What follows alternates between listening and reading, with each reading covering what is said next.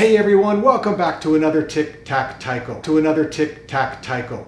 Every genre of music has one thing in common, and that's they use repetition. A composer uses repetition to take the audience along for a ride, to put up interesting things to see on the way, and then either deliver on expectations or subvert them. Taiko is no stranger to repetition and makes extensive use of it. So we're going to take repetition, use it as a tool, and help you make your solos more interesting, more creative, and more fun. Are you ready? Let's go. Go.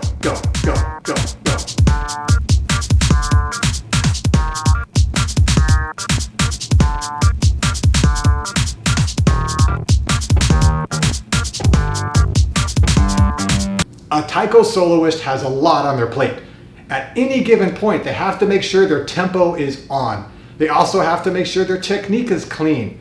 Then they have to keep track of where they are in their solo. If it's metered, how many more measures are left? If it's not metered, how many more measures do you want to go for? And also, where to play the cue for the other members to know it's over. There's also where to look, who to look at, what expression on the face, what kind of energy to project. And then things like the arms. The further away your arms get from the drum, the more you have to anticipate so that they're on tempo. And if you're going to do any kind of footwork and move around, you have to make sure the technique can compensate. Somewhere in that list is also making the solo sound interesting. For many who are new to soloing, and some who have been soloing for a while, that last one doesn't always make the list. And I can't fault anyone because that's a really big list. That's a lot of stuff. However, one thing I've observed through years of taiko solos and teaching solo workshops is that a lot of taiko players aren't listening to what they're playing. And so I have to ask, if you're not listening to your output, how do you know it sounds good? How do you know you would want to listen to your own solos? Oh, hey, don't forget to hit the thumbs up button. And if you haven't subscribed yet, the button's right there. You can see it. I know you can see it. Go ahead and click on that subscribe button. And that takes us to this week's drill, repetition. Repetition is a solo parameter that forces you to listen to what you are playing. At the base level, it's really simple. You're going to take an 8-count pattern at whatever tempo you choose. 1, 2, 3, 4, 5, 6, 7, 8. Just 8 counts. Whatever you play, you are then going to repeat the same pattern and the same sticking. Then you move on to a new pattern and repeat that, and a new pattern and repeat that. The structure is like this: A, B, B, C, C, and so on and so on.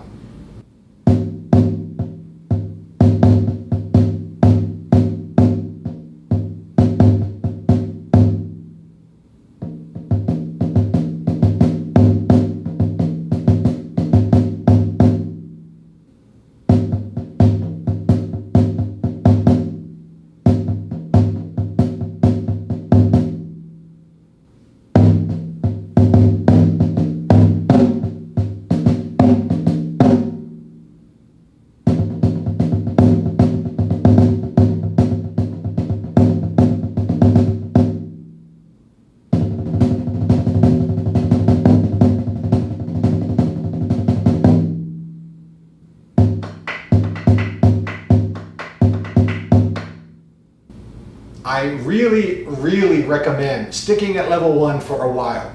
You'll start to find where the fun is, you start getting used to it, and if you think about it, this is a mental muscle that most of us don't exercise. When you learn a new song, you're repeating patterns. Outside of that, when do you do this? Not that often. So this is a really good place to exercise without any sort of expectations or any sort of pressure. For level 2, it's almost exactly like level 1, with one change. You're going to play an 8-count pattern and then repeat it. But while the rhythm stays the same, the sticking changes. It doesn't have to be drastic. It just can't be exactly the same.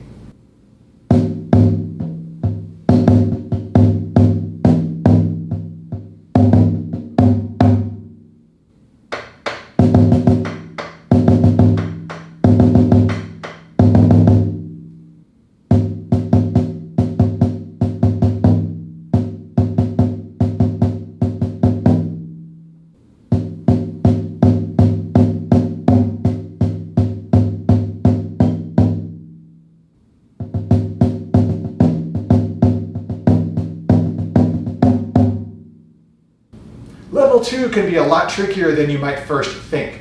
You have to remember the pattern, you have to remember the sticking, and then you have to play something different than the original sticking, but with the original pattern. So there's a lot going on there. Level 3 is where you start getting a little bit more musical, have some groove with it. This is essentially a fill drill. And I went into fills extensively in a prior video, which I will link to below. I'm not going to go into a lot of detail about fills here. You'll start with AAAB. From here, you have two options to choose from. You can either go AAAC, AAAD, and so on, or CCCD, EEEF, and so on. The first path lets you really play with a theme, keep coming back to something that's familiar. The second path has you constantly changing the patterns that you're using. Both versions have merit, and you might find you like one more than the other, but I recommend you try both.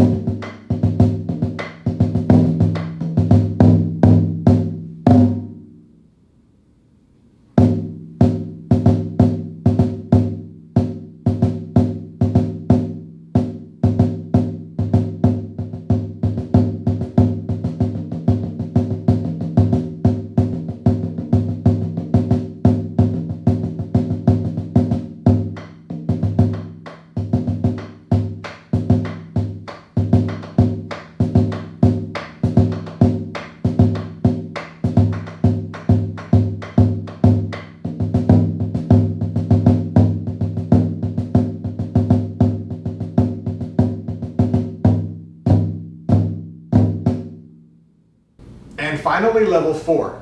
Just like level 1, you're going to play a pattern and repeat it exactly, except in level 1, we played 2 8-count patterns. In level 4, we're going to play 2 16-count patterns. The other difference here is that you'll find it's really difficult to remember the sticking exactly for 16-count patterns, especially when you start to put in more notes. So don't worry about 100% accuracy in sticking. Aim for 80 to 90%. You still want to nail the rhythm, but the sticking has a bit of wiggle room. This will make the drill a lot easier and a lot more fun.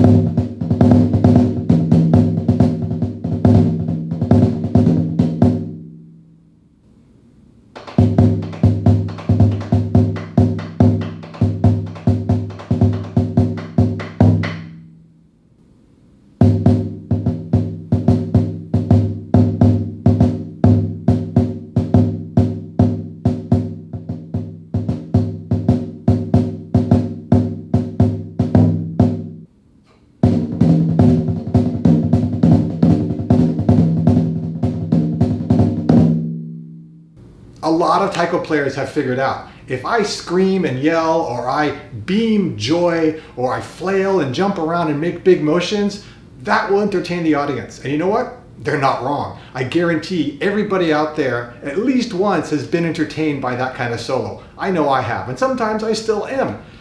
But there's a problem with doing that too much, or relying on it too much. Eventually, the audience is less and less affected by it. It's a diminishing return. If you keep doing that kind of solo in a show, or others in your group are doing similar solos, well, the audience gets kind of tired of it. They start to blur together.